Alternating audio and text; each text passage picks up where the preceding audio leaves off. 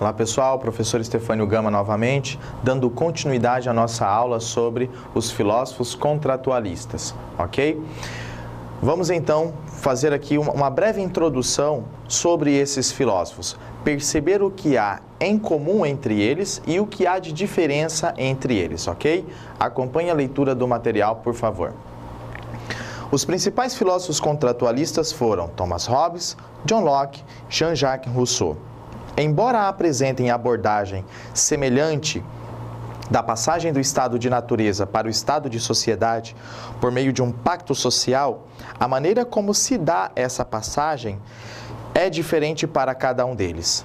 O que ele está dizendo aqui para nós? Ele está dizendo o seguinte, que há um acordo, um entendimento entre Hobbes, Rousseau e Locke quando se fala de estado de natureza, pacto social e estado de sociedade. Os três concordam que este foi o caminho traçado. Porém, a discordância que há entre eles ocorre em quais foram as motivações que levaram os indivíduos a saírem do estado de sociedade para o estado de natureza. O que a gente vai perceber é que, para um ou outro, o estado de sociedade é bom e o estado de natureza é ruim. E para outro ao contrário, tá? Então, o entendimento se dá entre eles, estado de sociedade, pacto social, estado de natureza, pacto social e estado de sociedade. A divergência que há é quais foram as motivações de um estado para outro, ou seja, quais foram as motivações do estado de natureza para o estado de sociedade, ok? Acompanhe a leitura do material, por favor. Aqui nós temos primeiramente Thomas Hobbes, autor da obra O Leviatã, e famoso pela seguinte frase: o homem é o lobo do próprio homem. Voltando aqui. O que Thomas Hobbes está dizendo para nós? Ele está dizendo que o homem, na sua natureza, ele é maldoso, ele é invejoso, tá? O homem sempre vai ter a característica de atacar quando ele se sente ameaçado. Por isso, o comparativo com o lobo. O homem é o lobo do próprio homem. O homem, quando vai se sentir ameaçado, ele vai atacar o outro homem. Significa que no seu estado de natureza, esta é a característica do ser humano. Tá? Então perceba que não é uma característica boa, não é uma característica que acaba promovendo uma boa convivência entre os indivíduos. Pelo contrário, tá? Os indivíduos no estado de natureza não vão viver de maneira harmoniosa. Acompanhe novamente a leitura do material. No estado de natureza havia competição constante. Solução desse problema: estado de sociedade, administrada pelo Estado. O que ele está dizendo? Que no estado de natureza havia esse conflito, essa competição constante e não tinha ninguém para mediar essas situações. Por esse motivo, se fez necessária a existência do estado de sociedade. E no estado de sociedade, quem é que vai então mediar esses conflitos? A instituição Estado, ou seja, é o Estado que vai dizer o que é permitido e o que não é. O Estado que vai dizer se uma ação foi justa ou injusta. É o Estado que vai promover o julgamento. Então perceba que para Thomas Hobbes, estado de natureza não era algo bom e o estado de sociedade sim. Vale ressaltar, para Thomas Hobbes, o Estado é soberano, não é o rei, não é o príncipe, não é o presidente, independente de qual seja o governante. Quem é soberano é o Estado, não existe ninguém ou uma instituição superior a essa instituição, ok? Acompanhe novamente a leitura do material. Em qualquer dessas espécies de governo, segundo ele, o poder do Estado deve ser soberano e indivisível, ou seja, não deve existir nenhum tipo de poder social que lhe seja concorrente ou capaz de contestá-lo. O que nós estamos vendo aqui? Nós podemos perceber que é um pensador que passa do século XVI para o século XVII. Há uma instituição muito forte nesse momento ainda, a Igreja Católica. Então ele está dizendo que esse poder, o poder do Estado é indivisível, o poder do Estado não pode ser fragmentado, não pode ser compartilhado, não pode ser dividido com nenhuma instituição ou qualquer outra pessoa. O poder do Estado é soberano. O Estado está acima de tudo e de todos. Ok? Feito isso, vamos para o nosso próximo pensador. Acompanhe a leitura do material, por favor. John Locke, também um filósofo que se passa do século XVI para o século XVII. Também é um filósofo britânico, assim como Thomas Hobbes. Vamos dar uma olhadinha nos itens apresentados para John Locke e logo em seguida a gente volta a conversar sobre eles, ok? Acompanhe a leitura, por favor. Onde não há lei, não há liberdade. No estado de natureza, os homens são juízes da própria causa. A origem do problema: o homem precisa da segurança da propriedade privada e o Estado deve cuidar do direito à propriedade e os direitos individuais.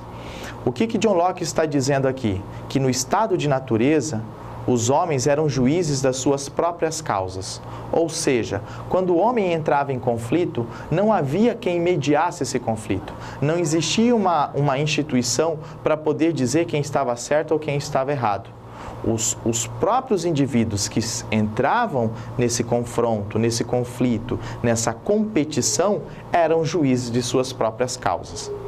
Nesse sentido, faz a necessidade da presença de quem? Do Estado. Além disso, ele vai dizer que cabe ao Estado uma outra atribuição. E que atribuição é essa? A proteção à propriedade privada. Não podemos olhar para John Locke e esquecer o contexto do qual ele faz parte, contexto em que está existindo as revoluções inglesas durante o século XVII, na Inglaterra, obviamente. E essas revoluções inglesas, elas são provocadas por quem? Pela burguesia. E quem está interessado na proteção da sua propriedade, na proteção da sua posse? A burguesia. Então aqui os interesses, a proposta feita por Locke, ela vão ao encontro dos interesses da burguesia. E vale ressaltar, para John Locke é dada uma paternidade, a paternidade do liberalismo político. John Locke é conhecido como o pai do liberalismo político, ou seja, o exercício da liberdade política, tá? Então, um item que chama a atenção aqui para a existência do Estado é a proteção à propriedade privada. E você pode perceber que isso permanece até os nossos dias. Quando nós olhamos, por exemplo, para uma situação em que algo nos foi tomado, algo nos foi furtado, a quem nós recorremos para sermos restituídos ou para que a justiça seja feita? A quem a gente recorre? Ao Estado. Porque o Estado, cabe a ele promover a proteção à propriedade privada. É o Estado que emite um documento que oficializa que você é proprietário daquele bem. E é ele que vai trazer a segurança quando esse bem lhe for tomado. Ok? Acompanhando a leitura do material novamente. A partir das ideias de Locke, são propostas as principais teses do liberalismo econômico, que serão desenvolvidas por vários pensadores e terão influência crucial na organização sociopolítica de muitos países contemporâneos. Conforme havia dito a vocês, a proposta de Locke, há então o exercício da liberdade política. E essa proposta de liberdade política, ela vai se estender. Ela chega até o século XVIII e chega até os nossos dias. No entanto que há um entendimento de que o iluminismo, ele não surge no século XVIII na França, ele surge no século XVII na Inglaterra e ele se consolida no século XVIII francês, tá? E depois se propaga aí pelo globo e no decorrer dos anos. De qualquer forma, o que a gente percebe no pensamento iluminista é a defesa da liberdade. E o que Locke está fazendo? Defendendo o exercício da liberdade política. Por isso que é dado a ele a paternidade do liberalismo político. Ok? E por último, vamos então para o filósofo suíço e não francês, como comumente alguns acreditam, Jean-Jacques Rousseau. Ok? Acompanhe a leitura do material. Escreve a obra do Contrato Social, é autor da seguinte frase: o homem nasce bom, a sociedade o corrompe. Basta por aqui por enquanto. O que é que nós temos com essa frase? O homem nasce bom, mas a sociedade o corrompe. Ele está dizendo o seguinte, que no estado de natureza, o indivíduo não era ruim, não era maldoso, não era invejoso, não havia competição. Negativo, havia o quê? Bondade. Os indivíduos eram bons. Então perceba que Rousseau já é um diferentão aqui se comparado a Hobbes e a Locke, tá? A Locke não o DJ, tá? Locke, o filósofo, ok? Dando continuidade aqui. No estado de natureza, os homens eram livres e iguais. Aí ele vai dizer aqui a ideia do bom selvagem. O que ele está dizendo aqui? Quem seria esse bom selvagem? Bom selvagem poderíamos comparar com os nativos, com os indígenas, tá? A ideia aqui qual era?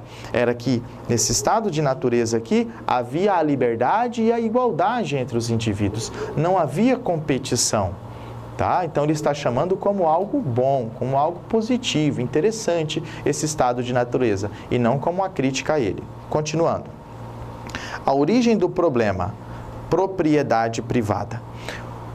O Rousseau, então, vai dizer para nós que a origem do problema da humanidade ocorre a partir do momento em que passa a existir a propriedade privada.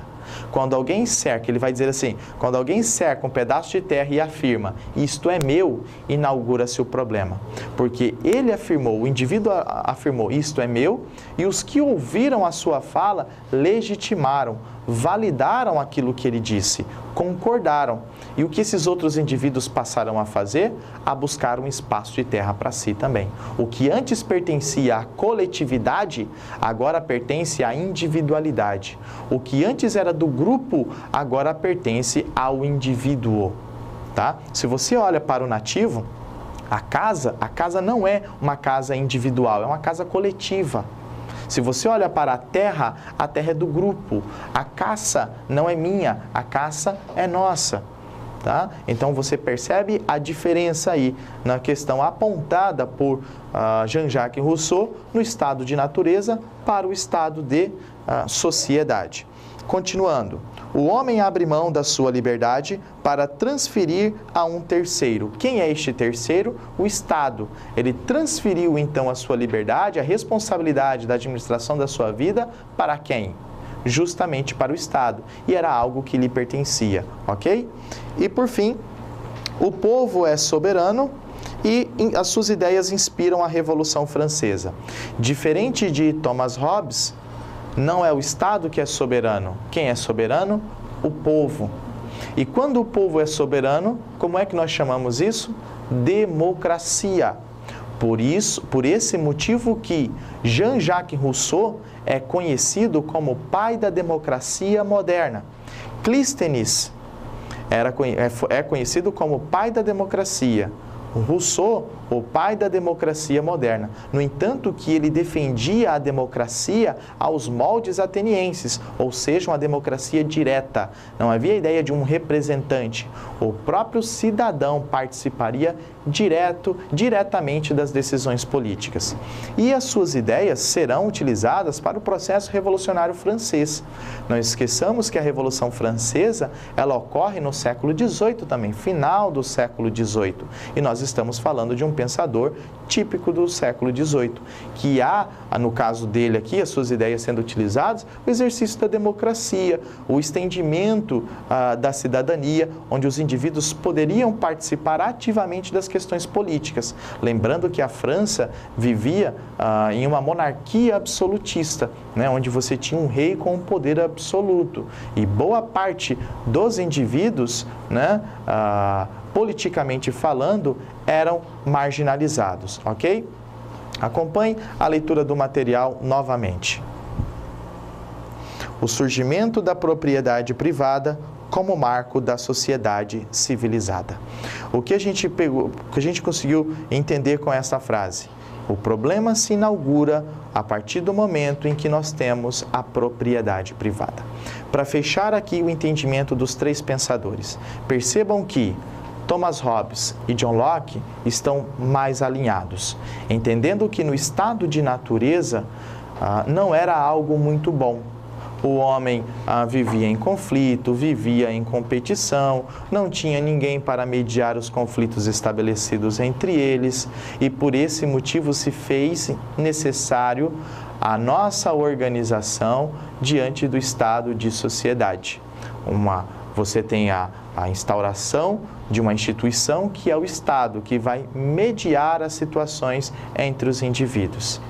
Já Rousseau, quando olhamos para ele, percebemos que ele não concorda com essas propostas. Não é a ideia de que o Estado é soberano, ou no estado de natureza havia maldade, havia ruindade. Pelo contrário, no entendimento de Rousseau, é que no estado de natureza o indivíduo era bom, não havia maldade, tá? Havia liberdade e havia igualdade entre os indivíduos. E aí a gente não pode nem esquecer de associar esse pensamento de Rousseau, mais uma vez, à Revolução Francesa, que tinha como lema a liberdade, a igualdade e a fraternidade.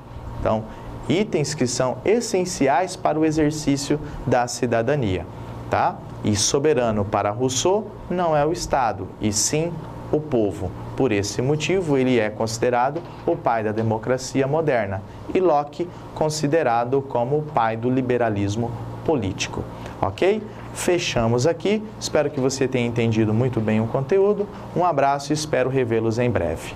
Até mais.